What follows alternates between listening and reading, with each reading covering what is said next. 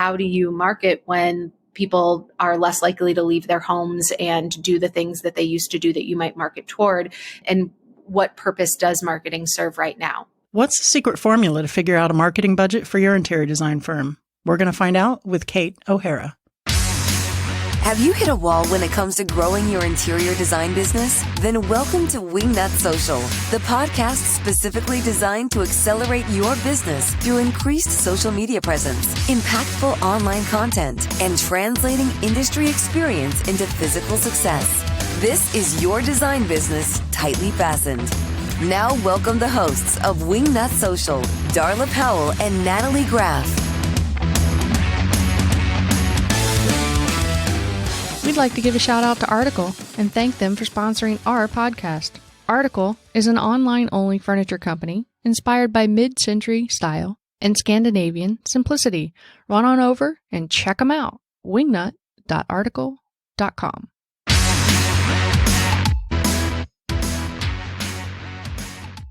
Hey there, and welcome to the Wingnut Social Podcast. I'm your host, the Grand High Poobah of all things Wingnut, Darla Jethro Powell, and I am joined by the soulless ginger, Natalie and Graff. Natalie, how the hell are you? Oh, well, I live with you. I'm not really sure right now.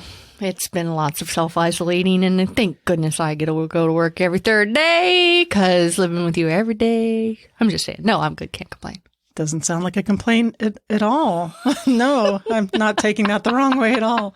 It's so funny that when you go to work, that's actually a vacation for you. It is a vacation for me. Actually, when I go to work, I think the little Debbie cakes come out, the sci-fi shows. Shut your mouth. Let's see. I come home and there's takeout in the trash, you know. Dairy Queen Blizzard things in the garbage. I'm just saying all those things happen when I go to work. Honey, did you remember to take the trash can out to the road? Oh, I completely forgot.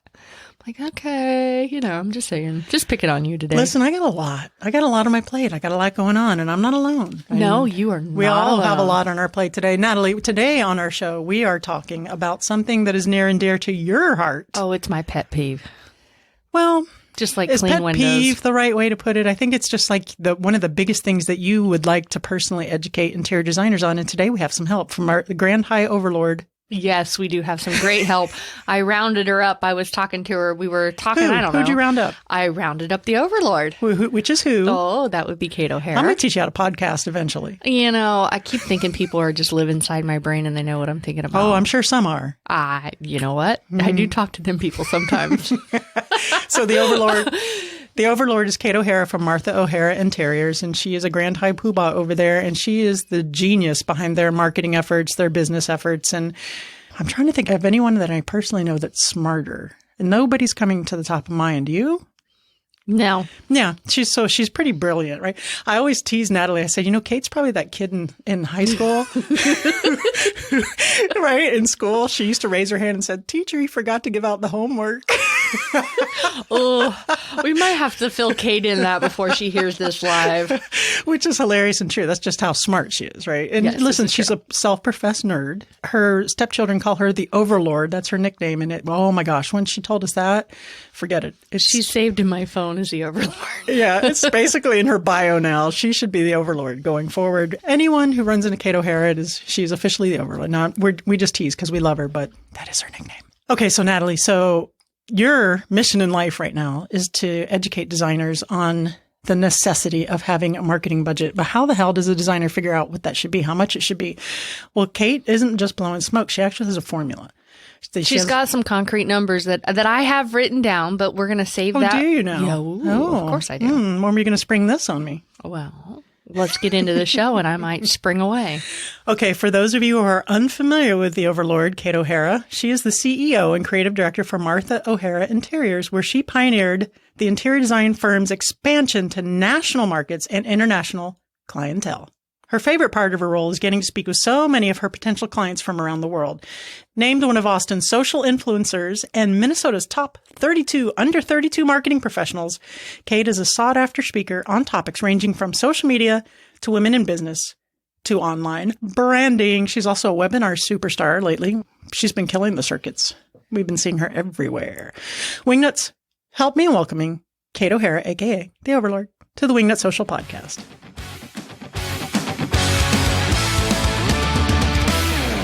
Hey there, Kate O'Hara. Welcome again to the Wingnut Social Podcast. How the hell are you? I am great. How are you doing, ladies? We are doing amazing considering there's a worldwide global pandemic that's locked us all into our houses. We're doing swell. Thank you for asking. Oh, absolutely. Yeah, I tend to not forget that it's happening, but in moments like this, I'm like, oh, maybe I'm not great. Am I great? Is it okay to say that I'm great? I'm not sure. It's okay for us to say you're great for sure, which you are. But Natalie, we got to get something off our chest here, Kate, because Darla may or may not have said something about you that we need you to know now before the show comes out. Oh, no. First, let's bet. Is it true or not true, Nat? What do you think? What do you have to bet? I bet you we have to pause this podcast. You have to go back to the fridge and get me a beer if I'm incorrect. All right. Yeah. Okay. If I'm incorrect. Okay, go. So we were talking about you and all of your goodness and everything that you do. And Darla says, Nat, she says, I bet Kate was that kid in class that would raise her hand and say, hey, teacher, you forgot to give us our homework. Because we were talking about how smart you are. Oh, is that what you were talking Yes. about? Yeah, that's what we were talking about. No, that would be false. Oh, man. I don't have to get you a beer. Although I'm the one that said it. I don't quite understand your reasoning, but it worked out. It Win-win. worked out good. Anyway, I thought it was really funny. We had a good laugh because we really have decided that you're pretty much the smartest person we know. Yeah, we couldn't think of anyone smarter. So anyway, that's our way of saying you're smart. And we love you by being about it. So that's how we show affection. That's right. We got called that this morning too, didn't we? In a roundabout way, we've been called that a lot today. I think pretty much I figured out if I don't make fun of you, then I don't like you. So it's all a great place in love. You know that we adore you. We're crazy about you. And we want to thank you again for coming on the podcast. And this is something that's crazy near and dear to Natalie's heart because she does most of the discovery calls for Wingnut Social. And we're talking about budgeting for marketing. And strangely enough, people listening, you might be surprised to hear that there's actually a method to the madness. It's not just pulling money out of your butt that week to spend it on boosted posts. There's a science behind it as far as the income coming in and your expenses and ratios and all that. So what made us think of you about this is because I can't tell you how many podcast guests or how many people have said, yeah, I was at High Point and I saw this panel and someone said, and we're always like, oh yeah, that was Kate. The Overlord. That during the recession, not only did we not stop our marketing budget, we actually kind of doubled down on it because that's the time you really want to make sure that you're front of mind for when things get better, they're hiring you, et cetera, et cetera, et cetera.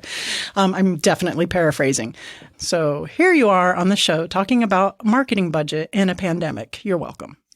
Wow. Well, thank you. Thank you so much.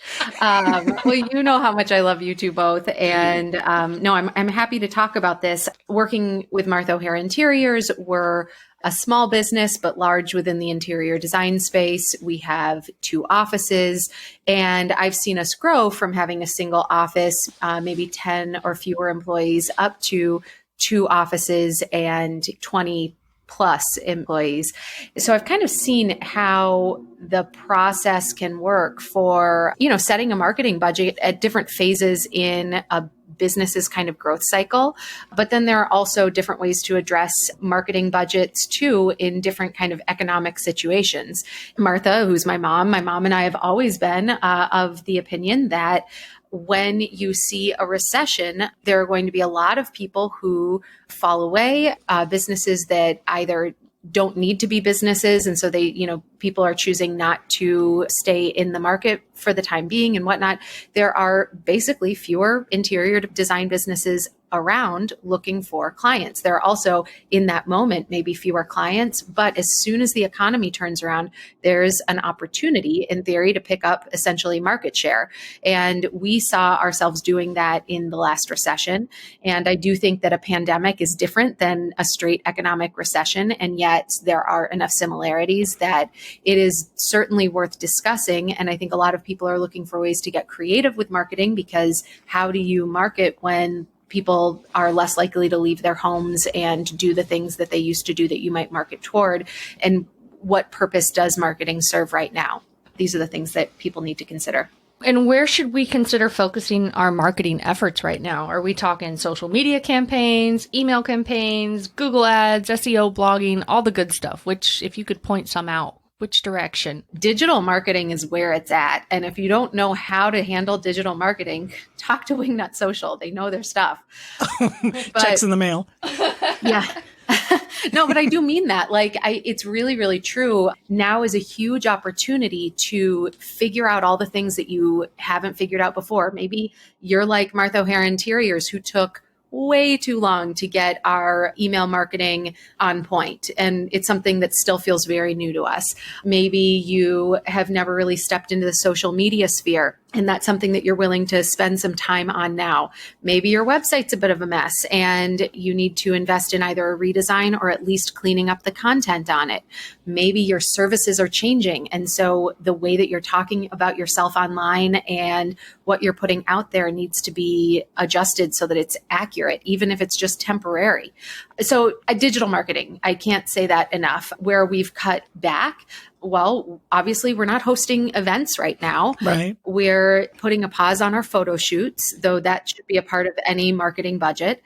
We haven't been as involved with a lot of our associations, although I will say there are a lot of associations out there like ASID, HBA, NARI, and so on that are doing a really nice job of offering a lot of webinars and things to support their members. So we saw this coming early. We felt a real obligation to make some immediate changes because we are a larger operation. We do have more overhead that we had to take into consideration if things were going to head in the direction that they ultimately did. And our first thought was, okay, well, certain things like, we're not going to be able to go to the monthly meetings and the events and things that we do with a lot of our associations. So maybe we'll pull back on that. Now we're seeing all of the great things that they're offering. And I would say that that's actually a potential opportunity for people. So let me ask you, Kate, real quick. Yeah. Where would you say right now that the largest percentage of your marketing budget is aimed? And has that shifted? I guess it has with the current situation. And do you see it returning afterwards? Bigger picture, pandemic aside, we've seen a gradual and sometimes rapid trend within our marketing budget away from a lot of traditional marketing and toward digital. Right. And then we saw a little bit of a swing back where we realized, as important as digital marketing is, and I'm hugely devout digital marketer, there is a lot of value to some of the more in-person traditional marketing that we've always done.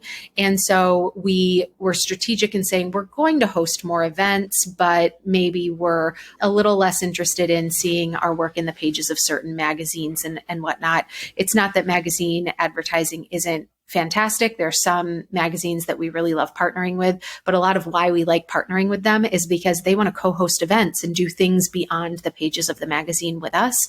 And they're proactive in doing that. It's a bit of a holistic approach that we've seen ourselves taking gradually over time. And then when the pandemic hit, we basically sat down with our marketing budget and we said, okay, here's the number we want to get it to month for the next 3 months, because everyone's in kind of emergency mode. Even if you're not seeing a dip in sales now, you could. Mm-hmm. And so we said to ourselves, all right, we're going to give ourselves a 3-month plan and then use those 3 months to fully develop our long-term leaner plan, because we do believe that this pandemic is going to have some long-term effects on how we live, not forever, but for the next year or two. We feel like this is not just going to poof, go away. This is going to have a kind of steady and ongoing impact. People are going to be at home more for the next couple of years. And I also think things will go back very much to how they were at some point. Right. Yeah. So we put together this 3-month plan, and the 3-month plan was a really tight plan. Like, what do we have to do and what can we cut? And we kept digital marketing, digital. Yeah. And everything that required us to go out of the house or out of the office, well, we're already going to have to cut that. So that was there were some easy things to do there. To your point really quick, when you're talking about digital marketing, you're talking about some of the more traditional ways that interior designers have been approaching doing advertising. a lot of those magazines that you refer to, without saying names, are digital now too. And they're hosting digital events that you and I both have been speaking at and seeing a terrific response with some of the same dynamic of the in-person networking events. So I think that some of that's going to stick and stay. Oh, yeah. Can we get to like the numbers and the percents now? Because We are going to get to that. But that's what I really want to talk about. I'm interested in. She's like a kid on Christmas. Like waiting. Is it my turn yet? Oh, wait, Teacher? I interrupted Kate. She was in a thought there. Go ahead, Kate. I Finish don't your know. thought. It was something about marketing. Want to talk about numbers? Okay. Since I interrupted you and interrupted your train of thought, sorry about that, no, Kate. it's But sometimes if I don't say it, I don't remember it because menopause is a bitch and my memory and is sometimes terrible. if you don't cut me off, I just won't stop talking. So let's be real. I didn't want to say that. I love you. Yes. Okay. Natalie is dying to discuss numbers. She's dying to discuss percentages and how much interior designers should be setting aside. And I have a feeling that it's not going to be X amount of dollars. It's going to be a certain amount of percentage. And there's going to be a strategy here. So run with it, Natalie. Yes. I had the pleasure of speaking with Kate over the phone by the time this airs, probably a couple weeks ago. And I told her, I said, my pet peeve is no designer really has a marketing budget. And I'm like, can I ask you straightforward, exactly what do you guys budget for marketing? And let me tell you, the answer I got, I was like, holy cow. Okay. Kate, we got to go on this you got to come on our podcast and please share a little bit about the percentages that you guys put towards marketing. I know that we're in a pandemic and I know things that have changed. And I know you just said that you scaled yours back, but didn't cut your digital. So give me some numbers.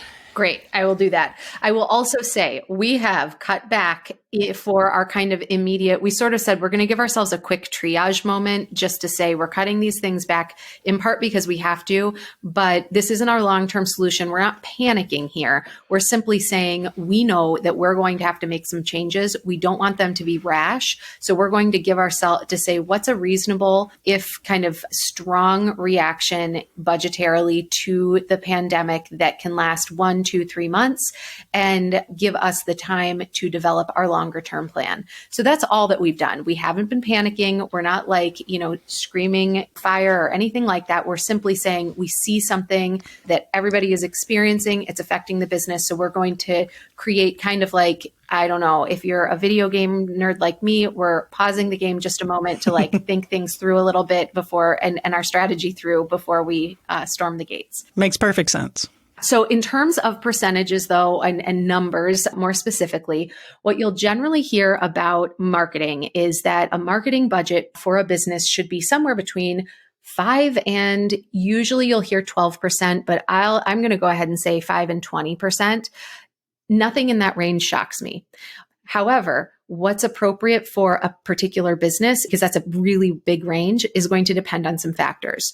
If you are a business that is just getting started, if you're smaller, or if you're in growth mode, you're going to be spending more on marketing. And we're talking about a percent of your annual revenue right now. So if you sell $100,000 in a year, we're talking about some percent of that, 5 to 20% of that 100,000 would be allocated to marketing.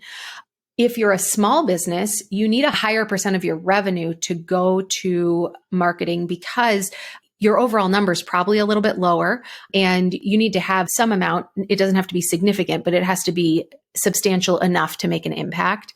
And if you're growing, of course, investing in marketing, whether it's for branding, lead generation, or other purposes, you need to invest.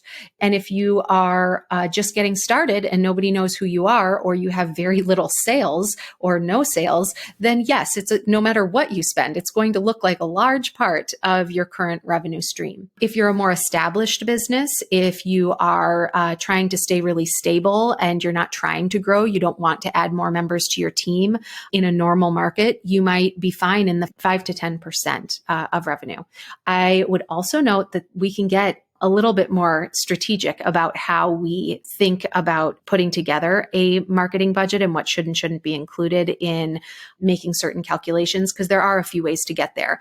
But rough numbers, I would say that right now, most businesses should be spending probably 8% up to that 20 range on marketing if they can afford it.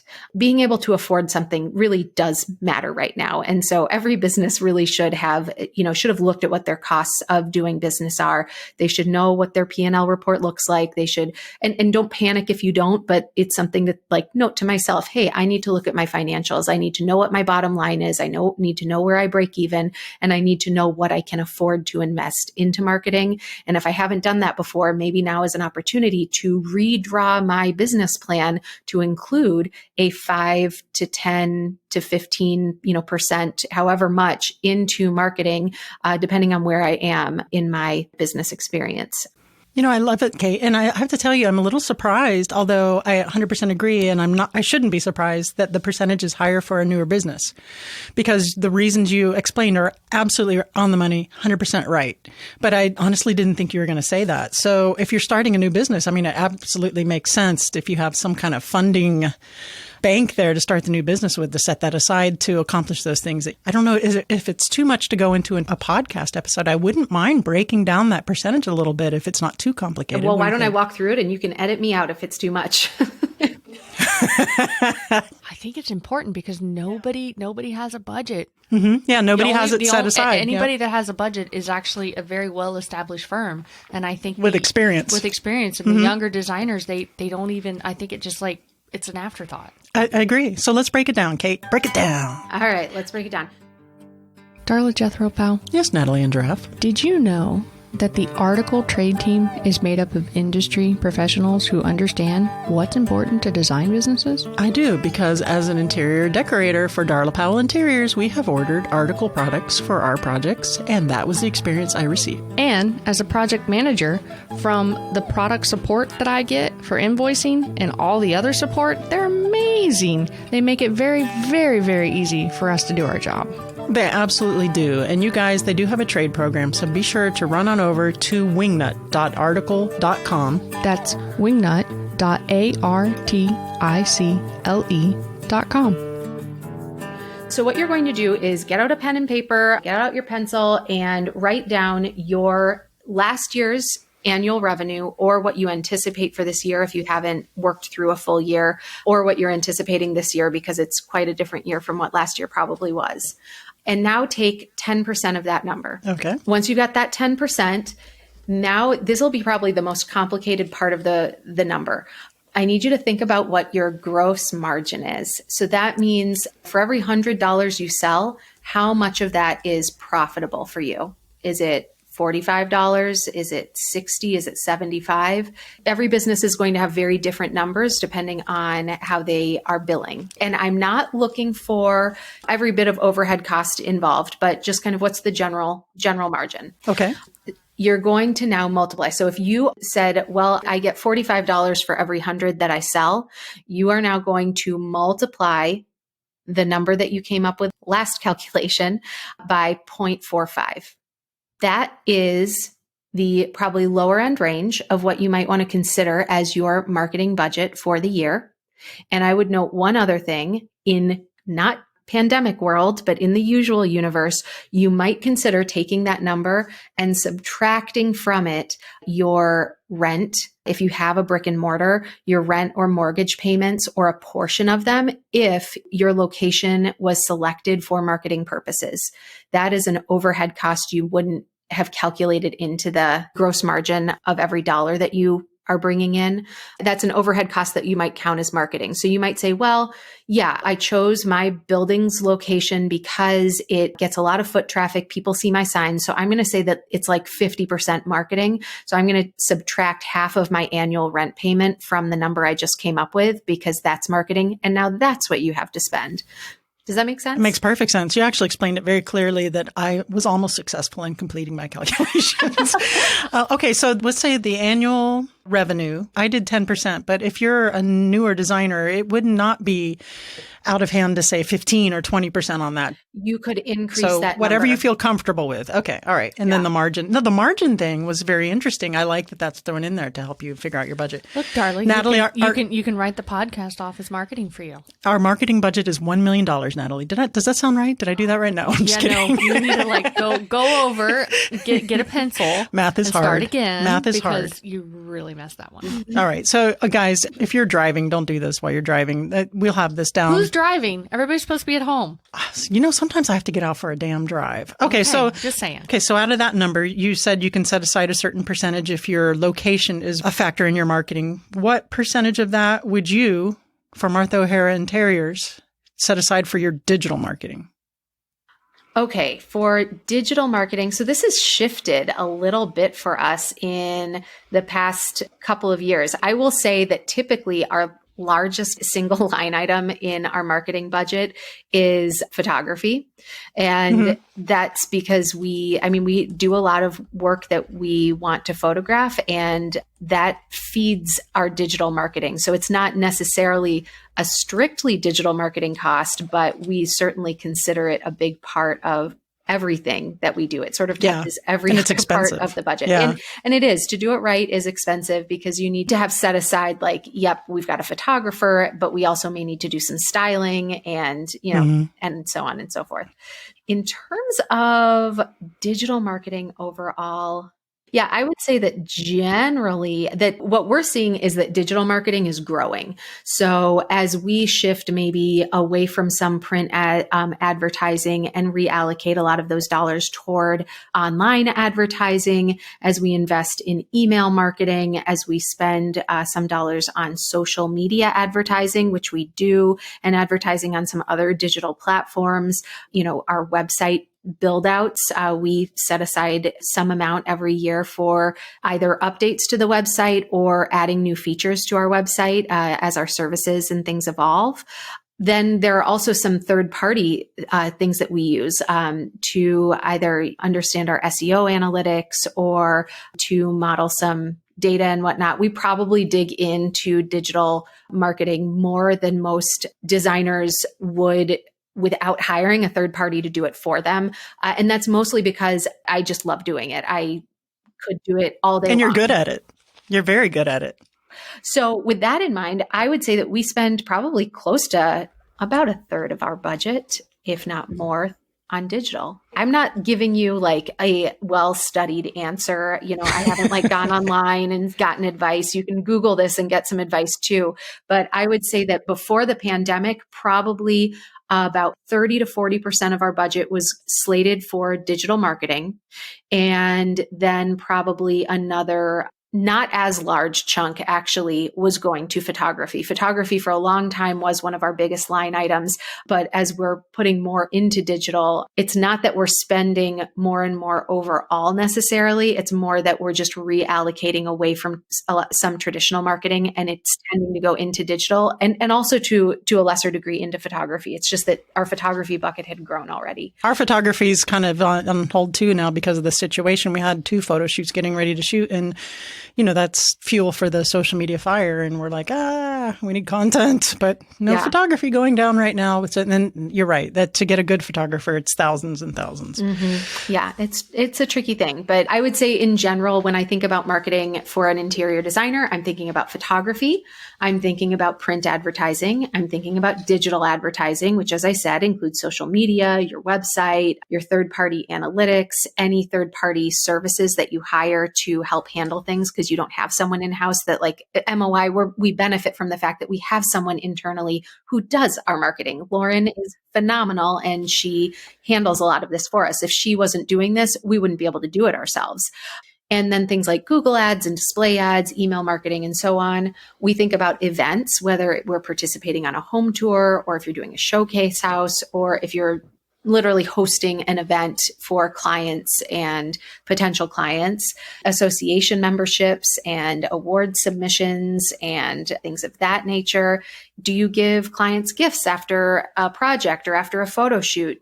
That should probably be coming out of a marketing budget rather than worked into your You guys take that out of marketing and we just do it for project expenses for the gifts at the end or the books. But I like that idea because it is marketing, right? We put it into marketing. I've always felt a little bit like if we left it in the project itself, we're essentially letting the client give themselves a present.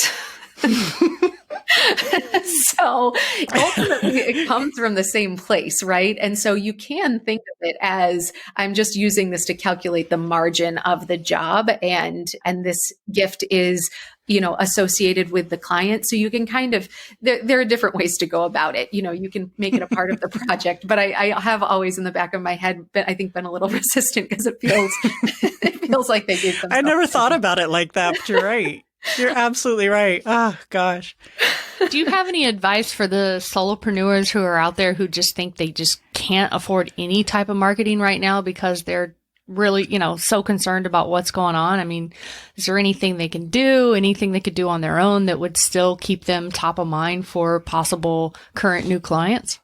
Yes, 1,000 times yes. I think for all that we're talking about what you should be spending on marketing, one of the brilliant things about digital in particular is that there is so much you can do now that doesn't cost a dime.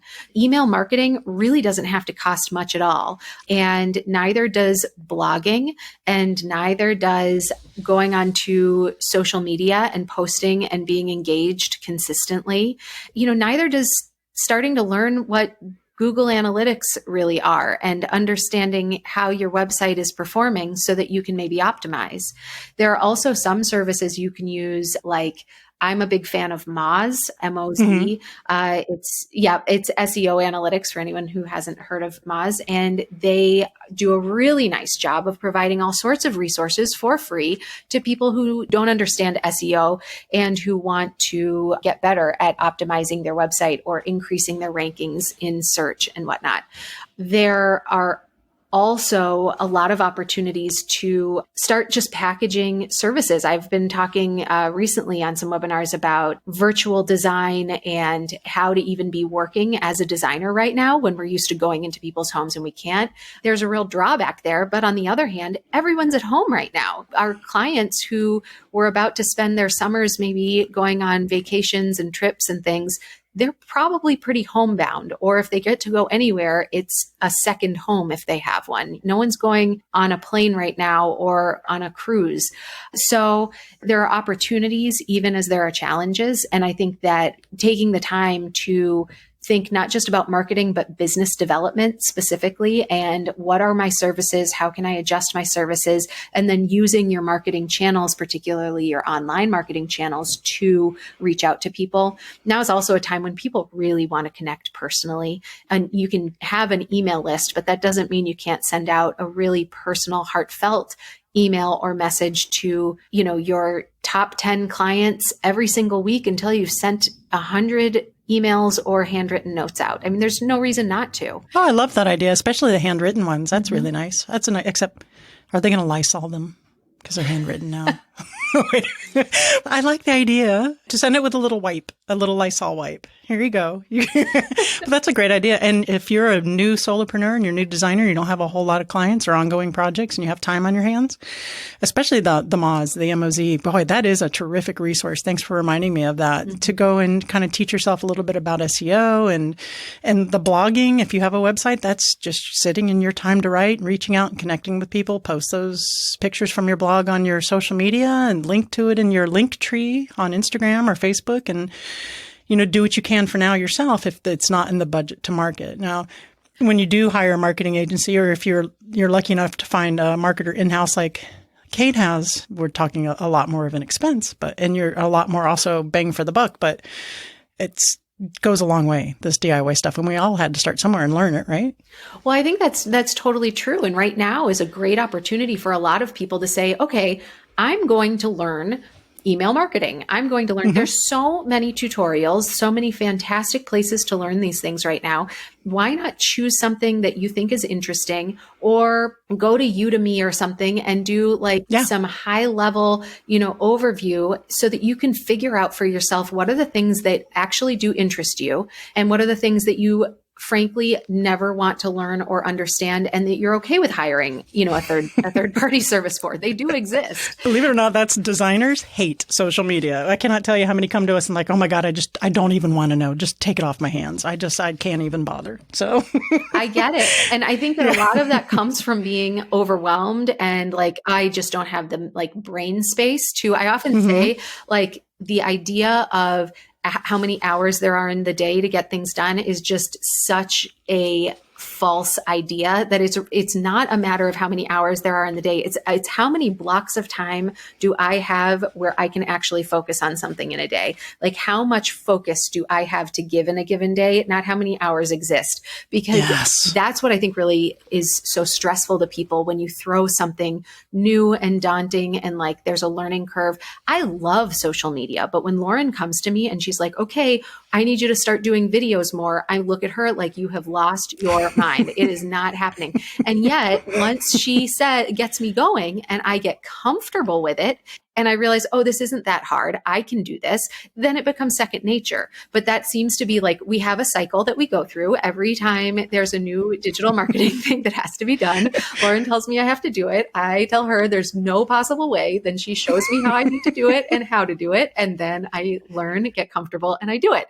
And now is that moment for a lot of people to say like, okay, I actually have a little space to spend on learning this stuff without the pressure of feeling like it has to be done this moment exactly. It's like, nope, this is my times on pause, 2-3 months plan where I am devoting an hour a day to Google University or Moz classes or Active Campaign or, Udemy, you name it. Like there's so many resources out there. Yeah, this is an excellent opportunity for growth. I mean, I'm not doing marketing and stuff because that's my life, 1,000,000 hours a week, but I'm actually taking this time to brush up on my Spanish. She's not kidding, Kate. Speaking of Udemy, I am. Every morning I have this little app. Kate, thank you so much for sharing this magical formula with our designers listening for their marketing budget. I'm really hoping that set off some light bulbs and put some things in perspective. Definitely it's helped Natalie and me. And I have to tell you, the thing you said about time blocking, that is so true. In fact, I have not been able to articulate that to Natalie successfully because Natalie will fill in every available minute of her schedule with things to do. And I don't have the bandwidth. I can't do that. So I'm with you, sister. No, it was just such a pleasure to be here and to talk about this. And I do want to say to your listeners who are feeling like, great, thanks for telling me I need to spend more money when I feel like I have less money in my pocket during the pandemic. Yeah, there's that. Right. I will say there's one last thing that we sort of got to at the end, but never like fully articulated. When you don't have dollars to spend, you do have time and focus that you can spend. So there are ways to invest in marketing that don't have to come out of your pocketbook, but they will require time and they will require some dedication on your part and spend that time because you're going to be better in the long run if you understand marketing, even if what you learn about marketing is that you would rather have someone else do it when you have the funds to allocate. Excellent and well said. And Kate, now I have to ask you ready for the What Up Wingnut round, but since you've already been through it once, I really only have one new Wingnut question for you. Are you ready? I'm ready. Now it's time for What Up Wingnut. Kate O'Hara, if you were a golden girl, which golden girl would you be? Oh my gosh. I mean, I want to be, oh my gosh. You got to pick one, Kate. I don't even know all of their names. The little snarky one. Sophia? Yeah. With the purse? Definitely. I just want to be able to like yell at people all day long and tell them what I really think and have everyone have to put up with me because I'm the oldest. Are you going to yell at me for saying you were the kid in class that reminded the teacher about homework when we're done here? No, I think it's so funny that you think that because I was just such a slacker. I can't see it. Well, I was very much I think if you had asked me at the time, I would have been like, hey, work smarter, not harder. I was very much like, why would I put that much extra effort into the A+ when I can get the A- with just a wink and a smile? But it's still an A. Not actually, but like, skim the book and make it through. Yeah, I did catch that it was an A. You still caught that it was an A, right? Okay, I'm just making sure that was there. Yeah, I'll take a B. What? Kate, thank you so much for that. Before we go, a little birdie told me that you had like a small business coaching package that you are now diving into due to popular demand with all your appearances on webinars for people to pick your brain. Is that a thing now? Is that happening? It is a thing. I'm offering some one-on-one coaching right now. It can be a single meeting or a series of meetings. And I don't have a place on the website yet because this is just so new. Hey, we all pivot quickly. But if you email us at design@o'harainteriors.com, we'll get back to you with all of the information, which should be up on the website in the coming weeks. I just don't know exactly when that will be. Yeah, just put like a little subject title in there, Kate Coaching or something, so they'll know where to direct that really quickly. Kate, please tell the Wingnuts where they can find all your other awesome sauce stuff before we say goodbye. We are on o'harainteriors.com, at O'Hara_interiors on Instagram, somewhere on Facebook and Pinterest and Houzz and other things. And, use Google. All the user Googles.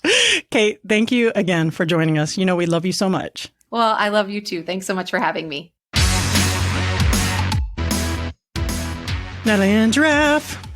Yes, Darla. How awesome is Kate? Oh, O'Hara? she's absolutely amazing. The And Overlord. she's a good sport because we did make quite a bit of fun of her. Not fun of her. Fun with her. We laughed with her. The show is both informative and entertaining. It is. But it is. she is a really good sport. I'm glad she gets my full sense of humor. So. I know. And you've been called that a lot. Yeah, today seems to be the day. It does. It does. Definitely. But, it's all in fun. It really is all out of love. And seriously, if I'm not joking with you or picking on you, I don't like you. This is true.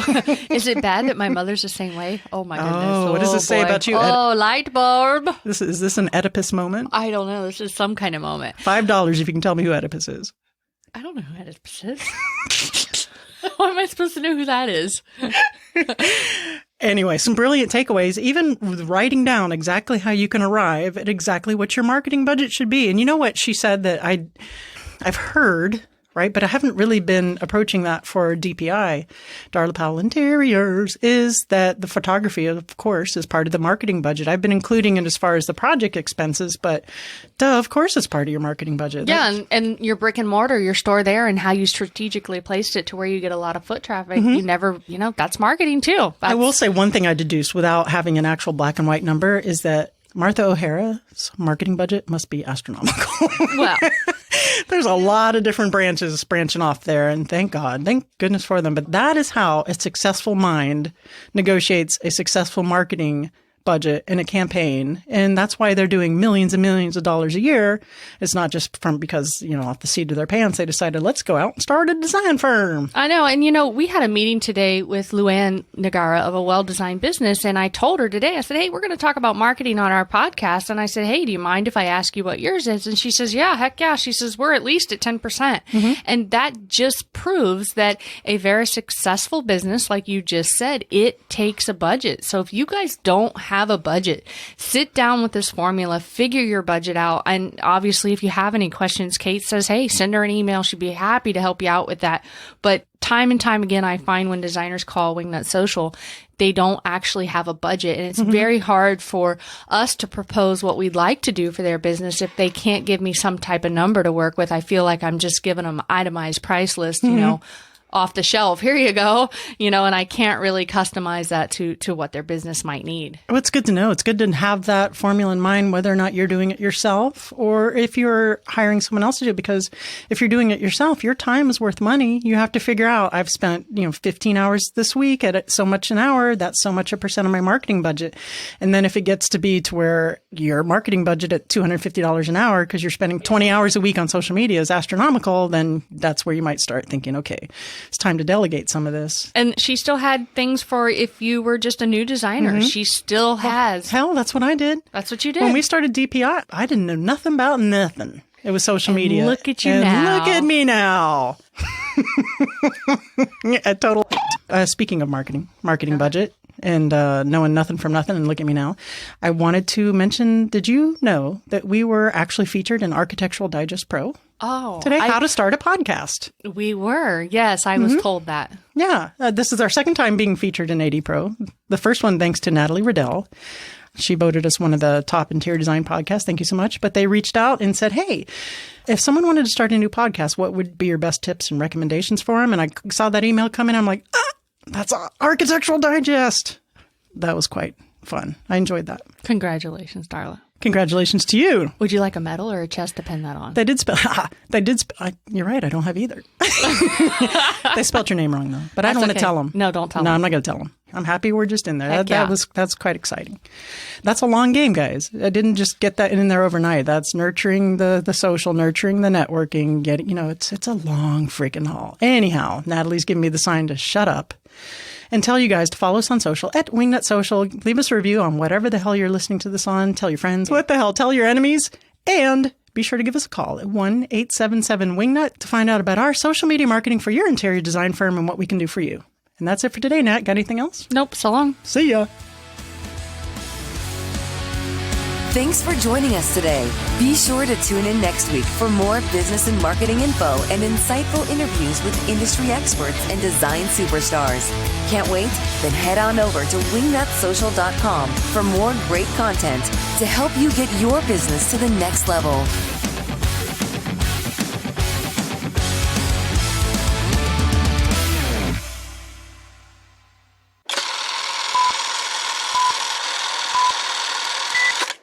I'm going to get you one way or another. Overlord. The Overlord. You know, I haven't had time to listen to Metallica today. I've been so busy. Is this what passes for humor in the Amish community? You know what? Get started. Kate's going to be there. Don't make her wait. All right, I'll just be normal. I don't have a glass of wine, but it did occur to me that this would be really fun to do while drinking. Well, I Please. suggest you get up and go get one. Please, we have our beer. Do you? Okay, I will go grab a light drink. Hang on. Go grab it. It's in a can. Grab the one in a can. The one in a can, one of those She white. has rosé I don't in a have one of can. those wines in Oh. a can. I only had that one time. Hang on one second. I have to walk Probably away for the from my best. mic. What the hell? Tell your enemas. Ooh, okay. Good boy, Mango.